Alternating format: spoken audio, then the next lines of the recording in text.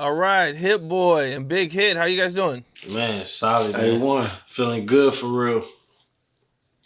Man, that's what's up, man. So, you guys are working on music together, man. A father-son combination. Yeah, Booming.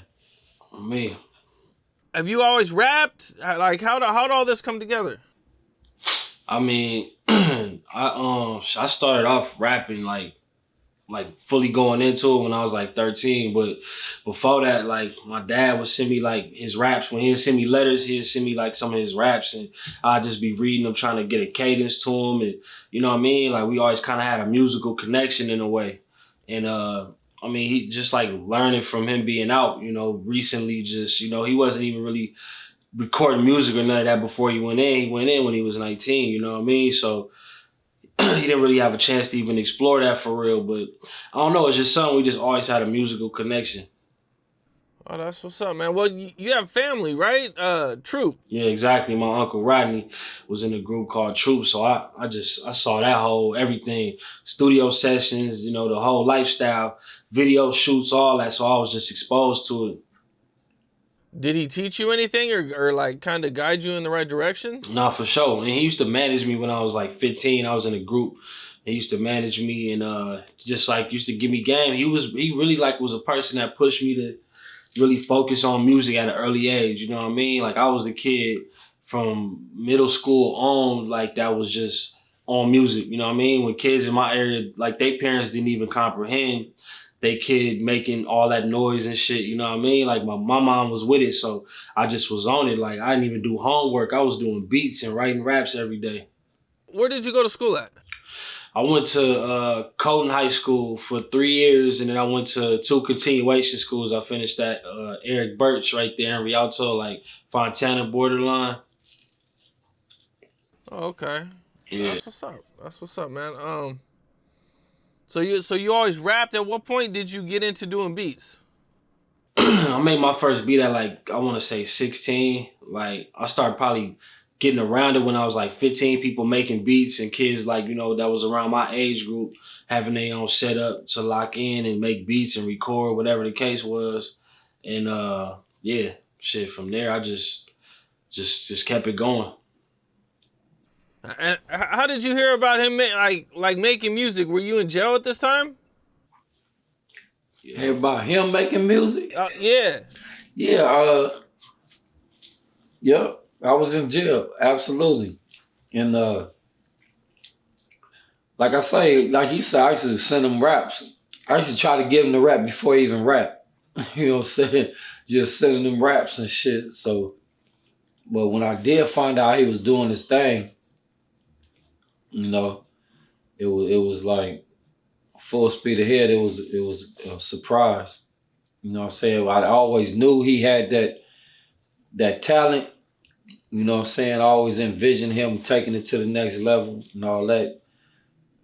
Even though it wasn't no surprise, it was a surprise when I did find out. But it was a beautiful situation.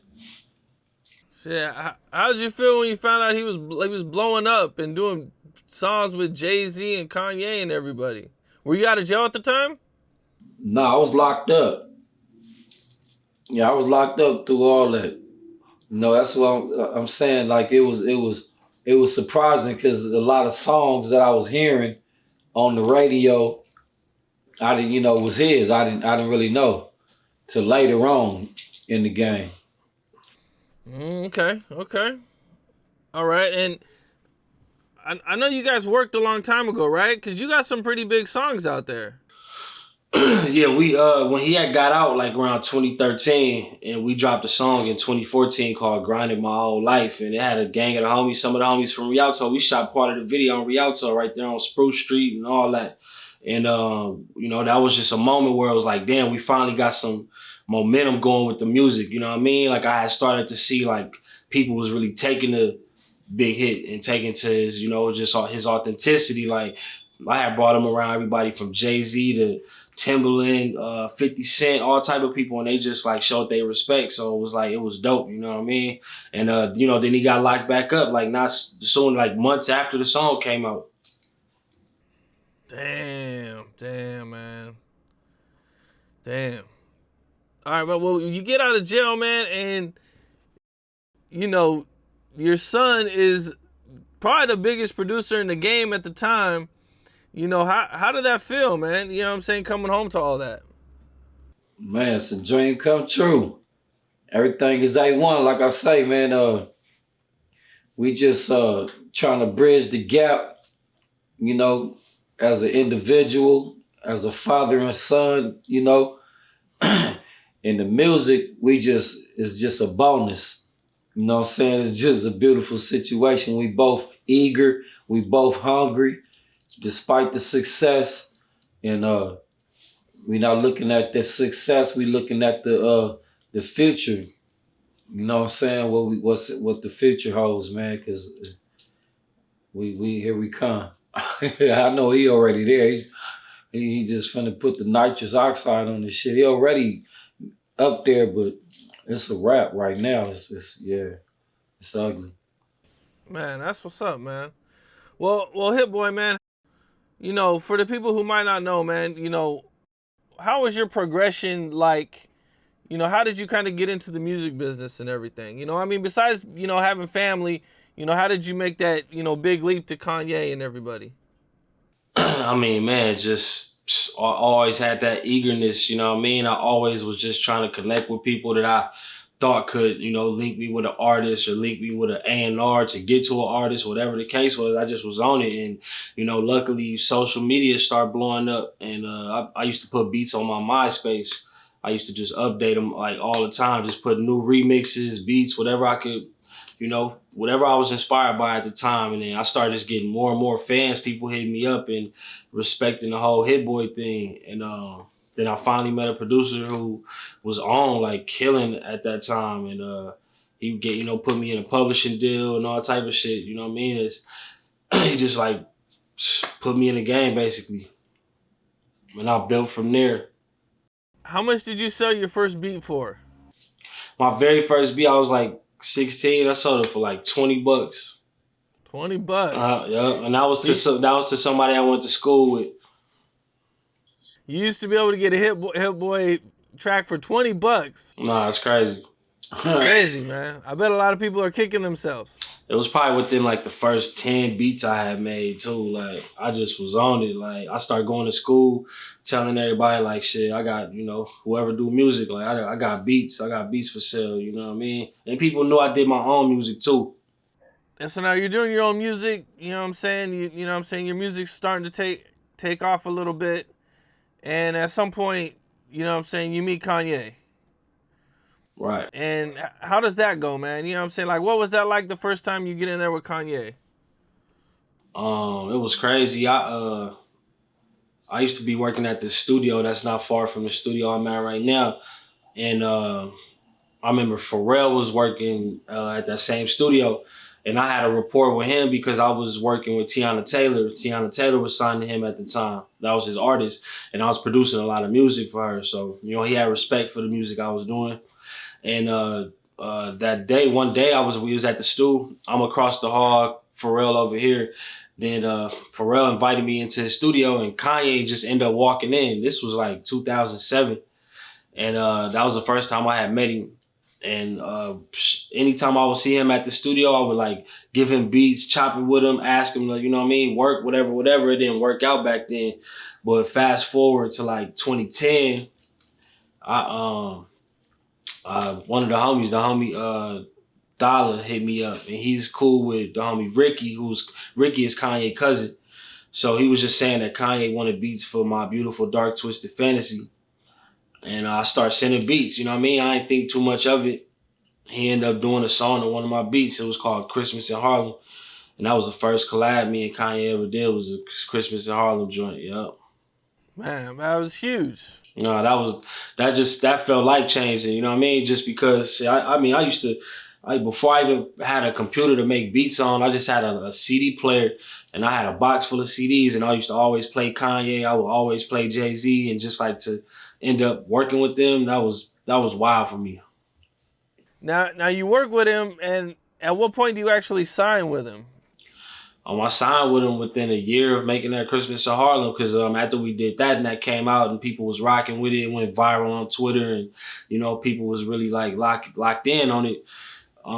Ricky had told me like Kanye wants you to come overseas and work with him on some more music, and this was like a few months after that. So like top of 2011, we started really locking in on some in-person vibes. Are you working with any other artists at the time, or are you just with Kanye? Yeah, nah, I did Drop the World with Lil Wayne and Eminem. I did that with the homie Chasing Cash. We did that beat together. That was the first time I went to the Grammys ever. We went to the Grammys to see Wayne and Eminem perform the song live, and that was just like eye opening. You know what I mean? Just like, man, it really could happen. It's really real. I had done stuff for like Mary J. Blige. I had done some Pussycat Doll stuff, some Jennifer Lopez, like a few people, but like that just changed the trajectory and got me that real respect in the hip hop community working with Kanye and Jay-Z. Were you in the studio with Eminem and Lil Wayne when you made it, or did you Nah, just give him the beat? Nah, I wasn't. My boy Chasing Cash, who I did the beat with, he was cool with Wayne Engineer. Wayne Engineer just hit him up, like send some beats, and that beat just so happened to be in the pack of beats that he sent. Yeah, that was huge. Big, crazy. And okay, so you're doing all these songs, working with Kanye, man. You get signed, and him and Jay-Z are working on this project. Right. What was that like? Man, that was a crazy time because we was out there like kind of like primarily focused on Watch the Throne, but like John Legend was coming through. I ended up getting like 3 songs on his album. Big Sean was coming through. I did this song called My God for Pusha T during them days. Like this is all during Watch the Throne sessions. All these good music artists is pulling up and other artists too. Just like I remember looking around and I'm seeing all type of celebrities. Like I turned around, I'm on the keys making beats and Kanye sitting there vibing with me. Like I see Beyonce in there, Spike Lee, Jay-Z, all these people. That was just like a wild moment right there. John Legend was in there like writing a song with Kanye to me, just going off on the keys. How many days did you work with them in the studio? I was on that Watch the Throne trip for like probably like a month, something like that. Like it was a little minute. We was locked in. Man, okay. Well, the album drops, man, and you got a big hit on there, man. Like huge song. Right. The song's everywhere. Man, what was that time like for you? Man, that was another milestone because it's crazy. During them sessions I was just talking about, we ain't even mess with the niggas in Paris beat. Like we was doing other joints. They had put vocals and did raps to other beats I had. None of them songs ever went nowhere. Niggas in Paris was a joint I had just emailed to Kanye like months prior. And they just so happened to be in Paris and he pulled the beat up and went crazy. So when he did the song, I remember getting an email. It's like early in the morning. He like, bro, we did a song to one of these joints. Like when this come out, your life gonna change. And I had never heard it all the way up until the listening party. And I remember going to the listening party. It was at the observatory in New York. They had like the stars and all type of stuff going while the music is playing. So it was a crazy experience. And I just remember first song play, went crazy. Second song, Lift Off, that went crazy. But when Niggas in Paris came on, like people start standing up out their seats. DJ Khaled was sitting next to me. He stood up, went crazy. Like I just was like, oh yeah, this finna be a different beast. Like, you know what I mean? Well, it was, man. It was a huge hit. The album does crazy numbers, man. And, I probably assume at this point the phone is probably ringing off the hook for beats. Yeah, for sure. Who all do you work with after this? Is there any other big names? Any other guys that call you? Man, everybody from A$AP Rocky to Kendrick Lamar. I did work on Rihanna's stuff, a couple of her albums. Justin Bieber, so many people, man. I worked with a lot of people, man, around that time, and a lot of people was trusting me with their music. And Beyonce, you know what I mean? That was something that I was like hoping that was gonna happen, and I ended up working on a gang of songs on her Beyonce album. I actually been on her last like 3 albums that she dropped, and yeah, I feel like that stemmed from her having respect with what I did with, niggas in Paris and Click and other joints that I was working on. Being in the studio with all these big name artists, man, who do you think was like the most memorable studio session, or, you know what I'm saying, one that sticks out for you? Man, there's so many, man.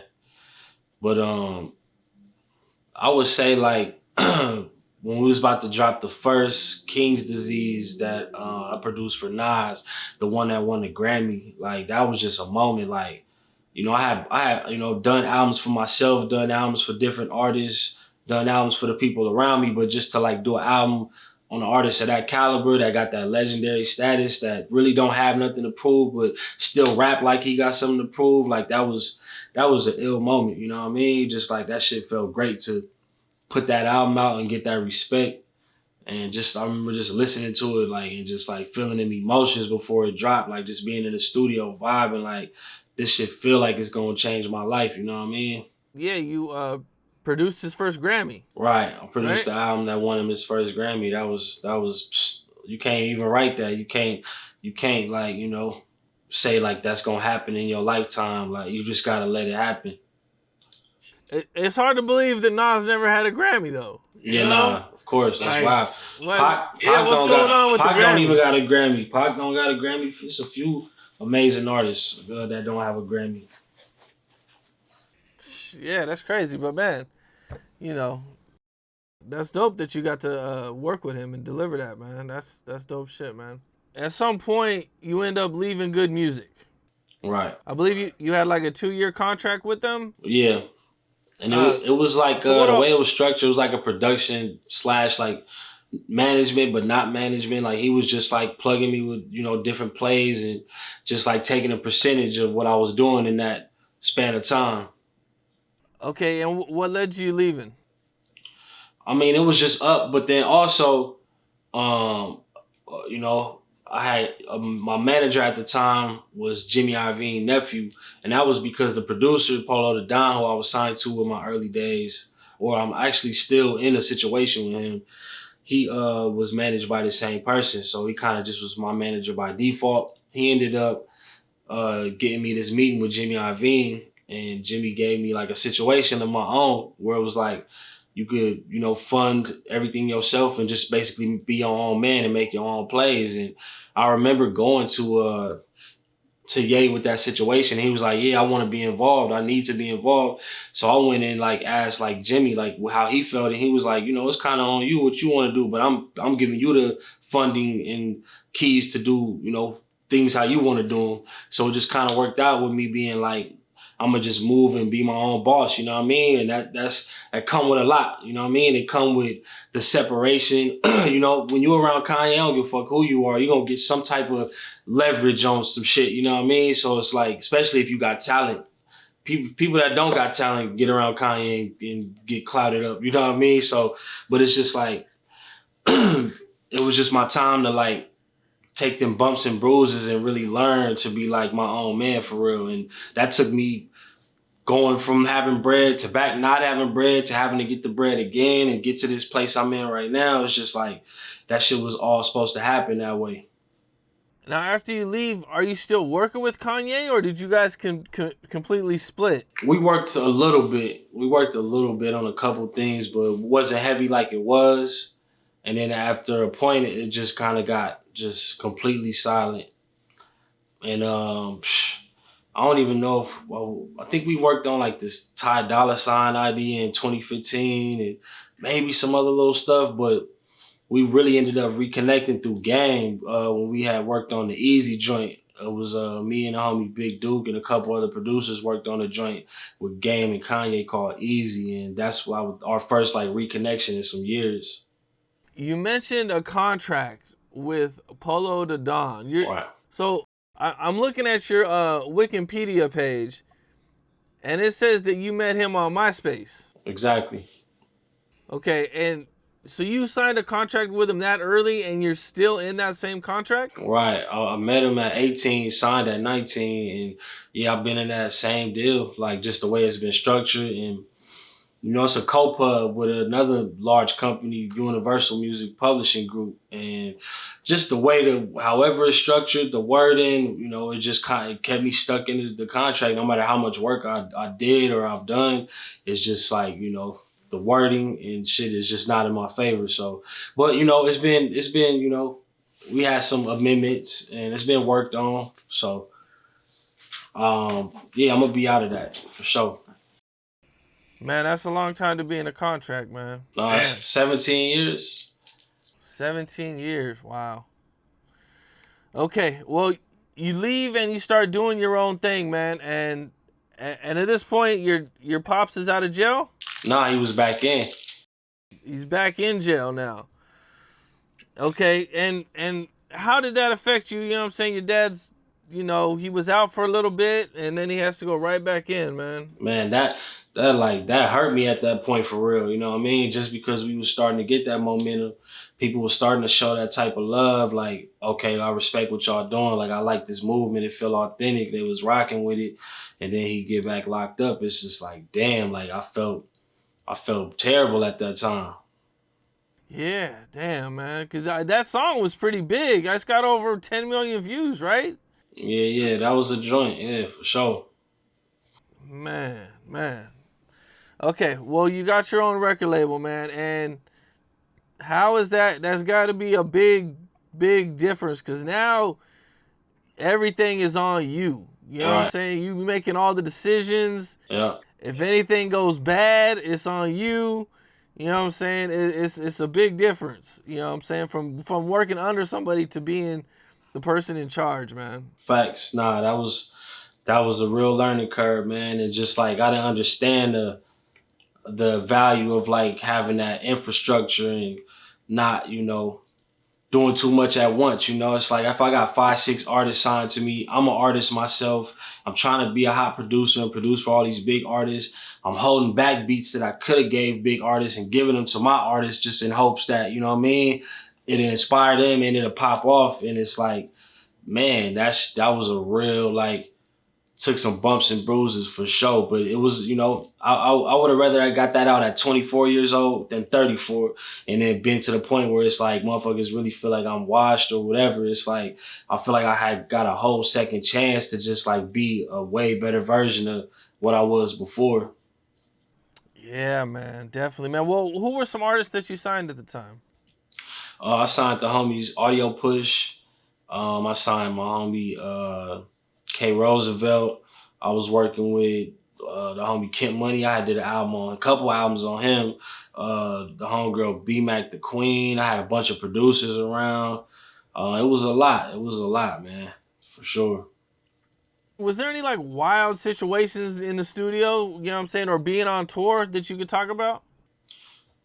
Um, I mean, I don't know, just going on. So I had one on tour, and I had brought Audio Push and K Roosevelt like 2013. We went on tour with Lil Wayne. It was like us, G-Eazy, 2 Chainz, Wayne, and a couple other artists. And that was just a dope time. Like everywhere we went, people were showing love. You know what I mean? Like I remember Drake coming on the bus, you know, listening to new music because we had a studio on the bus. So he came and listened to some new stuff I was working on with Audio Push, listened to some beats, and that was just like a vibe. You know what I mean? Man, that's what's up, man. You got your own label, man, and you know, you got a lot of artists you're working with. That's got to be a lot of work, man. You know, you said you had five artists, I think you said? Yeah, I mean, and that was just like ones that I had way more artists around me and living with me at the same time. So yeah, it was a lot to juggle. You know what I mean? Are you the only producer? No, I had other producers around. I had other producers around, and they had access to producers they had a vibe with. So, you know, but it was still just like I was spearheading the situations and making the albums come to life and be what they supposed to be. So, you know, it was just like a lot to focus on at one time, especially at 24. And it's like, in retrospect, I think about, you know, what if I would have just like kept just like giving all of my best beats to just the big artist that was hitting me for them, you know, but it's like at the end of the day, it is what it is. You know what I mean? That was a good thing that I learned at that early age. Yeah, for sure, man. Well, you end up linking up with Nipsey Hussle at some point. Yeah. I really had been tapped in with Nipsey since way back. My homeboy Chasing Cash, who I did Drop the World with, and a bunch of other stuff. People already know how we rock, like with Surf Club, but he was the one who put me on with Nipsey because he knew Johnny Shipes, and Nipsey used to be signed to Shipes. You know what I mean? Cinematic, and we had ended up producing a song with Nipsey and Boozy called Thuggin', and shit from there we just built. I ended up meeting it. We got cool. I started giving him beats, going to his studio sessions, vibing with him, and then he ended up rapping on a song of mine in 2013, and it was called Alert. And that was a dope moment, you know what I mean? To have vocals on wax with Nip, and just like the relationship we had just was solid. Did the song you did come out? It came out, yeah. We did a video and everything, yup. Oh shit. Okay, I must have missed it. Mm. Well, you guys do Racks in the Middle. What's that like? Man, that's fast forward years after that song Alert, man. That's like I remember seeing Nip and Big Sean at the same time at I think it was at the Jay-Z and Beyonce concert at one of these places out here. Saw them, and I just was like at this point where I was back on my grind and just focused, on the beats and just going hard as I can. So when I seen them, I told them both, like, I got some music for y'all. We gotta tap in. And then they both tapped in. I started working with them a lot after that. And when Nip pulled up, the first thing I played him was Racks in the Middle. It just had Roddy on it at the time. It was my beat, and then Roddy Ricch had a verse and a hook on it. And shit, when Nip heard it, he asked me for it. He was like, "Bro, I need you to give me this record for my project." And I mean, shit, we went forward with it, bro, and it worked out. Do you have any unreleased music with him? I got a couple ideas in the tuck, a couple ideas for sure. Okay. This song turns out to be huge, man. Like I want to say it's probably one of his biggest songs. Yeah, nah, that's Definitely. crazy because we felt that energy from the jump. Like when we made it, we was like, nah, this this feel different. Like he was really pushing for that song to come out. His label even was like telling him like he need to push the release date back, and he was like, nah, I'm dropping this shit immediately. You know what I mean? And he really stood on that. And just obviously what transpired, and for that to be his last official song that he released, that's crazy.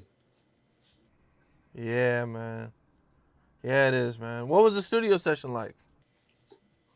Man, fire. Shit. We was locked in. It was like a movie, bro. Like just he was coming through. Like, cause he did 3 verses on that song. So it wasn't just a quick, hop in. Like we was working on this over a course of like a week plus, just from the time he started doing the first verse, second verse, third, then mixing the song and then mastering the song. It was just like a process. And man, just like, getting to sit here and talk with him, chopping with him about, creating. That was just an ill moment. And you guys shoot the video. The video was huge. Dope video. Yeah. Yeah, man. Talk to me about what was that like? I remember it was cold out there. That night scene, when everybody on the rooftop, it was freezing out there that night. We went out there, man. It was the shit, man. Just seeing it come to life, you know what I mean? And the way they was shooting the video, just like the shots looked cinematic. I just like felt like it was gonna be a different movement. Man, that's what's up, man. And that got a Grammy too, right? Exactly, yeah. That got me my second Grammy. I got 3 now, but that was my second Grammy. Man, that's huge, man. That's dope. And then from there, I would say Nas was probably be next. Your next biggest. I mean, before Nip, I had did the Sicko Mode. Like I produced the first half of Sicko Mode with my boy Roger. And that's Diamond too. That was the first Diamond record I ever had. My niggas in Paris just went Diamond, so now I got 2 of them. But yeah, I mean, it was I was working with Big Sean. I did some stuff with Ferg and Big Sean that went gold. Did a bunch of different Big Sean joints, but getting with I did a Benny the Butcher album. That shit was dope. Yeah, and then we locked in and put out the Nas project. That was some shit. What's Nas like in the studio? Man, locked in. Like he be there to really work. You know what I mean? Like he ain't in there playing around. Like he know what worked for him. He know what's authentic to him, what's real to him, and that's what's so ill. Like he just always gonna be Nas. You know what I mean? How long did it take you guys to record the album? Shit, I'm gonna say like we started like February and the album came out August, so like 6 months. Oh, you guys worked that much on it, man. Okay. Yeah. How many tracks do you think you submitted to him? Man, I wasn't really submitting music. He was pulling up on me and going through music and like, you know what I mean? It's like I play him endless, countless ideas, but you know, it's just like always like a real lock in with us. That's the difference maker.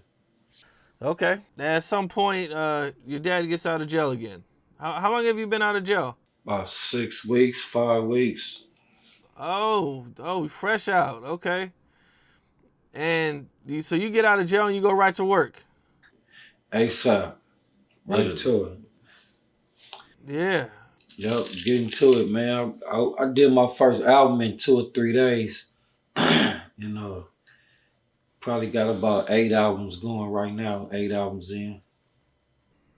You already got 8 albums since you've been home? Yep. God damn. So you guys are working every day then. Every day. We shooting videos, we recording, we you know what I mean, documenting what's going on. We just been going, man. It was something that we've been talking about, just being locked in. Obviously, you know, I had so much bottled in from the whole grinding my whole life shit and us getting momentum with that and that feeling like, damn, I just gotta suppress that for the moment. And then now it's just like, we going. We didn't drop like 7, 8 videos in the last 2 weeks. Like we just going. Man. That's what's up, man. You guys working with any big artists or anything? Man, it's people tapping in for sure, man. Shout the homie 2 Chainz. He tapped in. He showed respect to what we doing. Snoop Dogg called us last night, man. Say he really rocking with the movement, man. So, you know what I mean? It's people tapping in. We got a Big Sean feature on the album. Dom Kennedy, we just dropped a video with Dom. It's moving, man, and people showing respect. So it's love. All right. I gotta ask you about you had a diss track where you dissed some producers. Yeah, I mean, I wasn't really dissing all the producers. I just dissed one producer, but that was kind of just like how Kendrick Lamar approached his Control verse on the Big Sean song, and just like I rock with y'all, but just know that it's real. I'm coming at y'all type shit. And that's all that was. It wasn't even like me trying to be sour about no shit. Like you know what I mean. I understand how this game worked, but I was just creating separation for myself in that moment, and just like letting motherfuckers know like I'm really moved different. You know what I mean? Like. And at one point, Mustard approached you? I mean, he came up to me at the Fear of God show. It wasn't on no super rah-rah shit, but he just like, we like dapped up and he like, is that shit all music? You know what I mean? Type shit. And I'm like, come on, bro. Like, you know what I mean? If you really listen to the song, my nigga, like, I ain't dissing niggas. You know what I mean? Like, I mean, especially him. Like I said, I fuck with Mustard, but I just wonder if he could chop soul. That wasn't even a diss. Like, you know what I mean? It just might have sounded aggressive. And most niggas don't want nothing saying, nobody saying shit about them. But at the end of the day, I just asked the question. So you like the competitive spirit of hip hop? Nah, for sure. Battling and all that? Yeah, for sure. Everybody talk shit, man. Yeah, for sure, man. I see that too, man. Well, you guys got a lot of stuff coming up, man. Yeah. Shit, we just dropped the album last Friday, Surfer John Volume 2. It's my album, and Big Hit is on 9 out of 10 songs, you know what I mean? That's just been getting some solid reception. People showing love, and Big Hit solo album is coming. We got another Surfer Drown coming. Me and Alchemist working on a project. It's just a lot going at one time, but we're going to be dropping a lot of Big Hit projects, man. Man, that's what's up, man. Is there anybody that you haven't worked with that you want to work with? Man, I'll be getting this question all the time. I mean, at this point, man, it's whoever want to work with me that I catch a vibe with. Okay, because I mean, you worked with pretty much almost everybody, man. You work with, most of the big artists in hip hop. There's a few guys you might have not worked with, but, All right. Well, you guys got a lot of stuff coming up, man. Is there anything else you guys want to touch on before we get out of here? I'm A1, man. Look out for Big Hit. Surf for Drown Deuce. Well, that's what it is, man. All right, yes, sir. Peace. All right, bro. Appreciate y'all. Yep. What's up? This is Cam Capone. We got more content like this coming soon. So hit that like button, subscribe, and stay locked in to Cam Capone News.